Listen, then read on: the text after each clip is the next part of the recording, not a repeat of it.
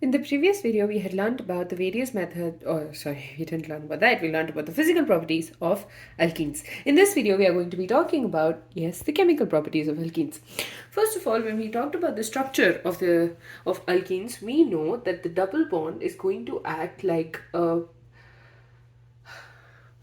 source of free electrons, because the pi bond is relatively weaker than the sigma bond, and this leads to the attack by various electrophiles. And electrophiles are compounds which are electron deficient, so they are electron loving, and they come in and attack the alkene, and an addition reaction takes place. In the previous chapter, you had learned that there are 4 types of reactions: addition, substitution, addition, elimination, substitution, and rearrangement. Addition reaction is when this double bond will break and the incoming reagent will get, basically form bonds with the carbon atoms.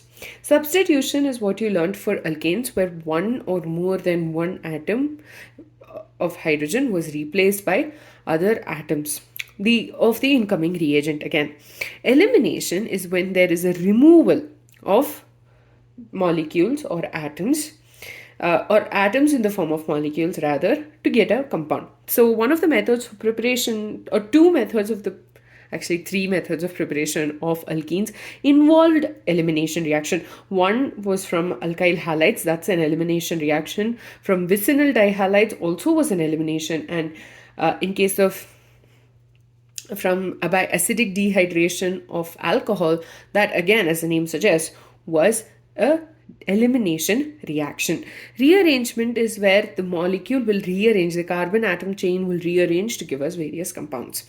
And in alkenes, you not only have addition reactions, you also have free radical substitution reactions as well taking place. Some cases, what will happen is the addition reaction can also follow the free radical mechanism, which basically means one of the intermediates in the reaction is going to be a free radical. Now, in this, that is for alkenes, it also undergoes oxidation in the form of ozonolysis, it does not undergo oxidation in the form of ozonolysis, but it undergoes oxidation as well as ozonolysis. So for alkenes, we'll be learning the addition reactions. Addition of dihydrogen, of halogens, of hydrogen halides, of sulfuric acid, and of water. Apart from that, we will also be talking about oxidation, ozonolysis, and polymerization reactions of alkenes. So we will start with the addition reactions. We have 2 of them over here. First is addition of dihydrogen, and this is something you already studied in this chapter. For the synthesis of alkenes, alkene will react with dihydrogen in the presence of catalysts like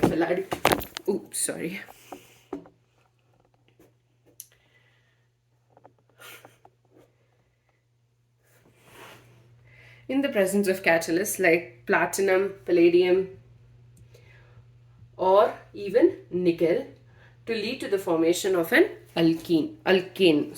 An alkene reacts with dihydrogen in the presence of such catalyst to give us an alkane.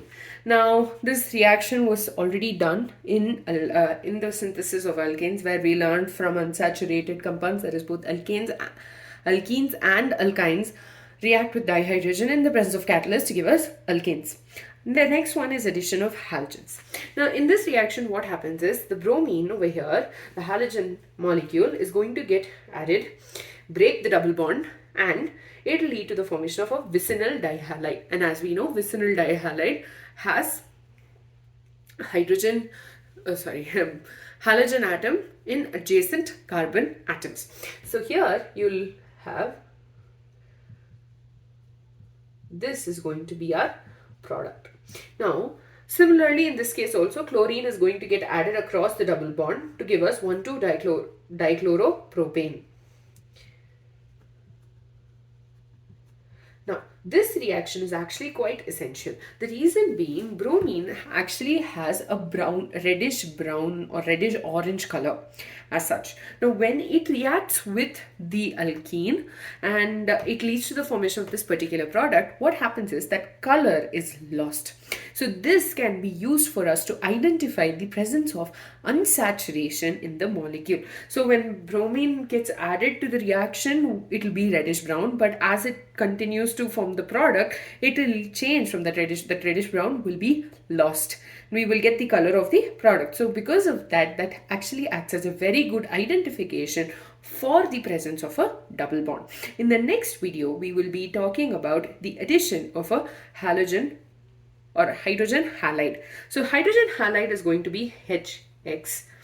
Now think about how this particular molecule is going to get add across this and this, and do check out the next video to know the answer.